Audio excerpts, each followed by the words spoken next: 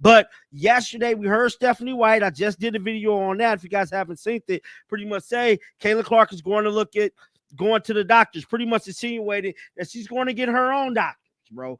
And that's the right thing for Caitlin to do, because at this point, Indiana Fever cannot be trusted. I keep telling y'all, it's looking spooky in Indy, bro. And New York looking a hell of a lot better than me, bro. Because I can see sunshine in the air, the Brooklyn Bridge. Oh, my goodness. Sabrina Rain 3. Multiple medical professionals have provided detailed assessments of Caitlin Clark's ongoing injury concerns, revealing significant discrepancies between official team communications and the actual severity of her condition. These expert opinions highlight potential shortcomings in the Indiana Fever's medical management and recovery protocols. Medical experts have strongly disputed the organization's characterization of Clark's injuries as day-to-day concerns, arguing that this designation fundamentally misrepresents the nature and expected recovery timeline for groin strain injuries. Professional sports medicine specialists emphasize that even minor groin strains typically require week-to-week rather than day-to-day evaluation periods. The injury timeline reveals a concerning pattern of recurring issues affecting multiple muscle groups. Sunshine in the air, the Brooklyn Bridge. Oh my goodness. Sabrina Rain 3s, Caitlin Rain 3s, Brianna Stewart getting mega rebounds. It's a match made in heaven, bro. And I'm here to tell you, we don't know if that's the future, but we just got to deal with what we got, and that is this whole Indiana Fever situation. Now, I'm not trying to sit up here and say that I'm not an Indiana Fever fan, because I am. You know, I'm rocking out with whatever Caitlin's rocking out with. So that's what Caitlin at. That's what I will be supporting. But for as how they operating, how they're handling and managing Caitlin Clark, I ain't feeling. Clark initially suffered a left groin strain on May 26th, followed by a recurring left groin problem on July 5th, and most recently a right groin strain on July 16th. This sequence represents nearly 2 months of continuous injury management since the season's early stages. Sports Injury Central's analysis specifically addressed the inadequacy of current communication protocols. Medical professionals noted that Clark's absence from All-Star Weekend activities, including the three-point contest, indicates a more serious condition than team officials have publicly acknowledged. The gap between stated recovery expectations and actual playing time demonstrates inconsistent medical evaluation standards. How they operating, how they're handling and managing Caitlin Clark, I ain't feeling it, man. Down the coaches kind of pulling her, not letting her celebrate. Down to her going off on Stephanie White in a tunnel, down to players sneak dissing in interviews. It's looking real spooky. I gotta keep it real. Now, with all of that being said, man, like I stated, there's 2 different doctors that spoke about this injury. We finna break it all down one by one, dissect what each one is saying, and just go from there, man. Hopefully you guys could see, you know what I'm saying, exactly. Dr. Pro Football Doc's assessment emphasized that groin strain injuries follow predictable recovery patterns that cannot be accurately described as day-to-day situations. The medical expert noted that Clark's initial left side injury required approximately 2 weeks for return to competition, and the new right side injury should be expected to follow similar timelines given the anatomical similarities and mechanism of injury. The development of bilateral groin issues represents a particularly concerning evolution in Clark's condition. Medical analysis suggests that compensation patterns developed during recovery from the initial left side injury may have contributed to overloading the right side musculature, leading to the secondary injury. Could see, you know what I'm saying, exactly what is happening here with Caitlin injury, because just like I stated, there's a lot that has been said, a lot that has been transpired, and I'm just here to keep y'all educated. So, this is Sports Injury Central, right? So Pro Football Docs had something to say about Caitlin Clark injury. Now, this said, how long would Caitlin Clark be out with her right groin strain? Just like her left groin strain. Says Caitlin Clark is more week to week than day to day.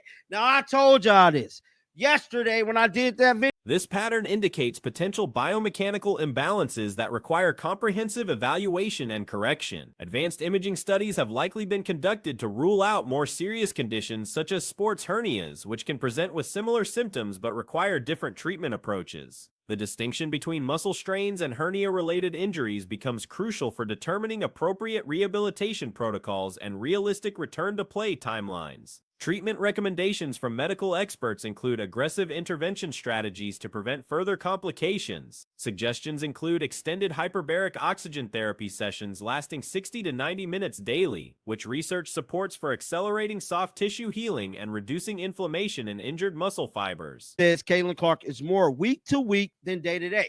Now, I told y'all this yesterday when I did that video about Stephanie White. Stephanie White keeps saying it's day to day. She's not no damn day to day. Quit lying. But let's listen to the doctor, bro. Another groin strain. This is the other side. As we talked about with the first one on the left side coming back after the quad, day to day is not accurate for even a minor groin strain. It was closer to 2 weeks before she returned, played well, and now the other side, the right side. More invasive treatment options involve stem cell injections targeting the affected adductor tendon attachment sites. These biological therapies utilize anti-inflammatory properties to promote faster healing while reducing the risk of re-injury. Medical professionals warn that without such interventions, Clark faces elevated risk for recurring problems throughout the remainder of the season. The broader concern extends beyond individual injury episodes to encompass the cumulative effect of multiple muscle group involvement. Clark's injury history now includes left quadriceps strain, bilateral groin strains, and the associated compensation patterns that develop when athletes attempt to play through or return too quickly from such injuries. Weeks before she returned, played well, and now the other side, the right side. It is unclear what imaging shows, but once again, the new groin strain is not day-to-day. She's already missing the All-Star game in the three-point contest. The question is, how much more? We won't know until we know about the imaging details, which were not revealed. But in any case, it's not day-to-day, closer to week. It's not day to day. It is not. Medical experts have identified what they describe as compensation patterns developing throughout Clark's kinetic chain. When one muscle group is compromised, other areas must assume additional workload to maintain normal function, often leading to secondary injuries in previously healthy tissues. This cascading effect explains the progression from single site to multiple site injury patterns. The timing of Clark's injuries relative to the season schedule raises questions about workload management and recovery protocols. Medical professionals note that she has been unable to complete 5 consecutive healthy games since the season began, indicating either inadequate initial treatment or premature return to play decisions. Hey, it is not, bro. Now, didn't we just hear Stephanie White, bro? Didn't Stephanie White just say, bro, the other damn day, dog? Well, not the other day, just yesterday. Did she just say this yesterday, bro? I told you. Stephanie White is spooky, bro.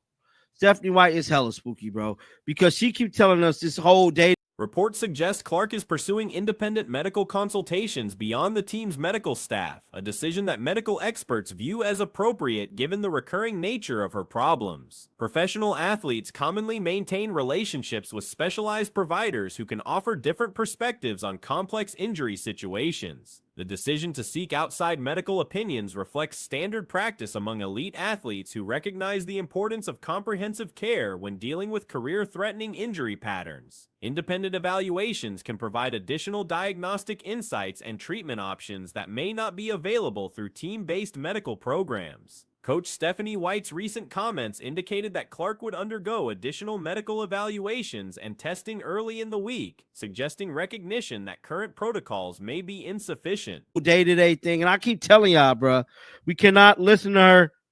She's not trustworthy. Listen to what she said, bro. Listen to this. This was yesterday evening, guys. Now, I made a video about this earlier. Listen to Stephanie White. Obviously, none of the All-Stars practiced today, but just how is Caitlin progressing from that right groin injury? Yeah, well, I haven't seen C since the game last night, but I think she's progressing.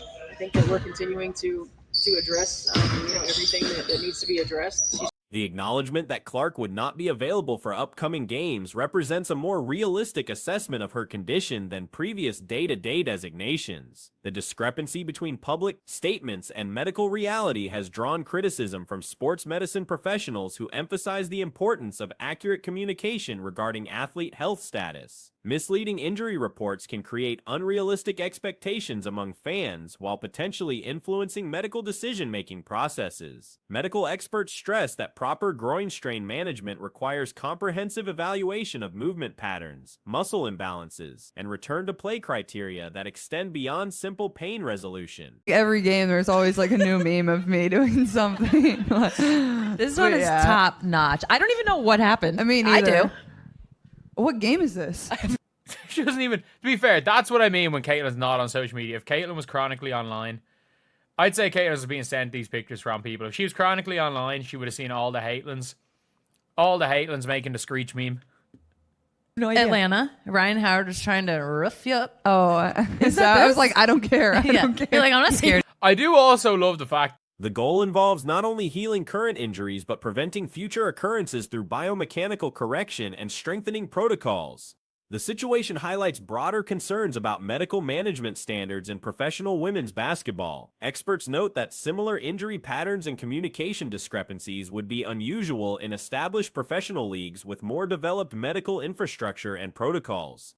Moving forward, medical professionals emphasize that Clark's long-term health requires honest assessment of injury severity, appropriate recovery timelines, and comprehensive rehabilitation that addresses underlying biomechanical issues rather than simply treating individual injury episodes as they occur. You're like, I'm not scared. I do also love the fact that Megan Rapinoe is like, Ryan Howard was trying to rough you up. And like everybody thinks that like saying someone's trying to rough someone up is this huge negative thing in the WNBA. I'm like, no, it's like it happens. It happens. Like roughing somebody up is a lot of the time is just being physical. It's the same thing. Just like I remember when Cheryl Swoops got really, really angry that what's her name was called a bully.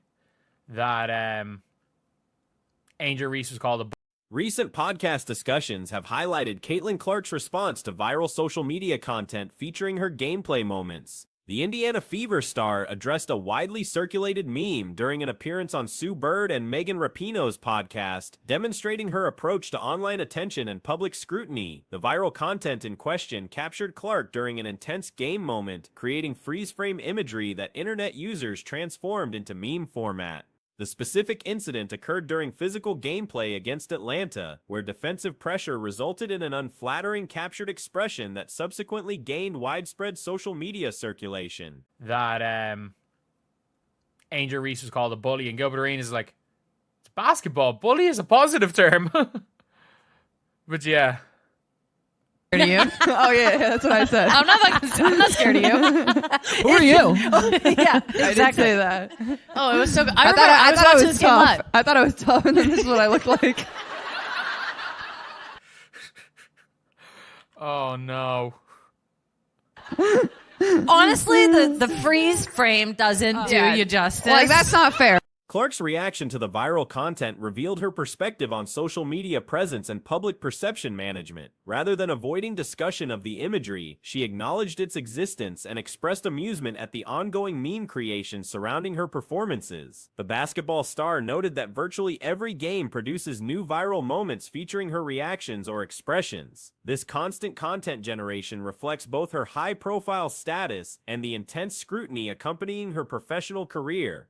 No, it does. I have to say the video is the same as the freeze frame.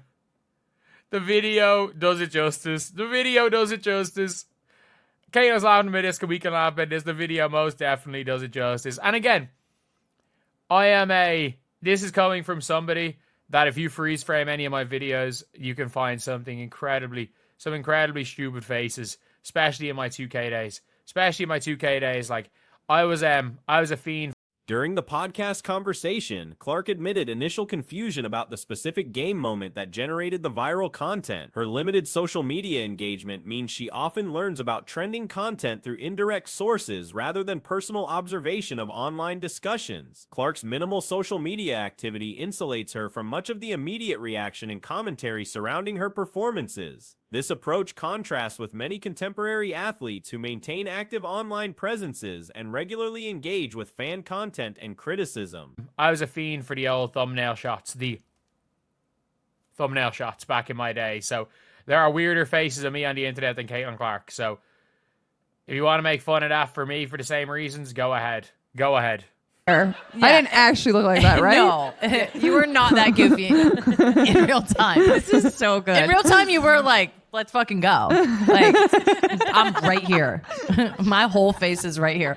Freeze frame. You're like, my whole face is right here. The defensive play that created the viral moment involved Atlanta's Ryan Howard applying physical pressure. Face is right here. Tough. Oh my hair's all messed up. I just got hit. Yeah, you hadn't fixed the pony No, yet. I hadn't. You know it's bad when the At some stage, like, I'm pretty sure Sue Bird just goes, have you seen Saved by the Bell? Like, just brings up the freaking Screech meme. Like, which is hilarious. Which is absolutely crazy. Like, Sue... The disconnect between live action and captured imagery illustrates how social media content can misrepresent actual events. Clark acknowledged that while the freeze frame appeared unflattering, her genuine reaction during gameplay differed significantly from the viral representation. Physical basketball often involves intense facial expressions and reactions that appear exaggerated when isolated from their competitive context. Professional athletes regularly experience such moments during high-intensity gameplay, though few receive the widespread circulation that Clark's content generates. Crazy. Like, Sue... I don't know if you watch Saved by the Bell. Like, that is still one of the craziest. This is one of the craziest things. And, like, that is one of the funny things. That is genuinely one of the funny things about this entire situation is that, like, it is something. And that's one of the things where it's like, I don't think anyone, when it comes to being on social media, should ever take themselves seriously. And I understand, like, stuff like that. The podcast host reassured Clark that her actual appearance during live action conveyed appropriate competitive intensity rather than the exaggerated expression captured in the freeze frame. This distinction highlights how single moments can be taken out of context through social media sharing. Clark's disheveled appearance in the viral content resulted from the physical nature of the play, including contact that affected her hair and overall presentation. Such details contribute to unflattering imagery that becomes amplified through repeated sharing and modification. Seriously. And I understand, like, stuff like that is easier said than done. Like, it's a lot easier said than done to not take yourself seriously on social media. Because if you don't take yourself seriously, it becomes fun. If you take yourself seriously, those pictures become... The Screech meme becomes, I don't know. It becomes like is this a bullying situation or not? If you don't take yourself seriously, you can just laugh like that. You can just laugh like that in the... like Caitlin Clark did, which is the way you want to go about it. The reference to Screech from the television show Saved by the Bell provided cultural context for the meme's appeal. This comparison demonstrates how internet users connect contemporary content with established pop culture references to enhance viral potential. Sue Bird's involvement in the podcast discussion suggests a comfortable relationship between the veterans and Clark. The willingness to address potentially embarrassing content indicates mutual respect and understanding within the basketball community.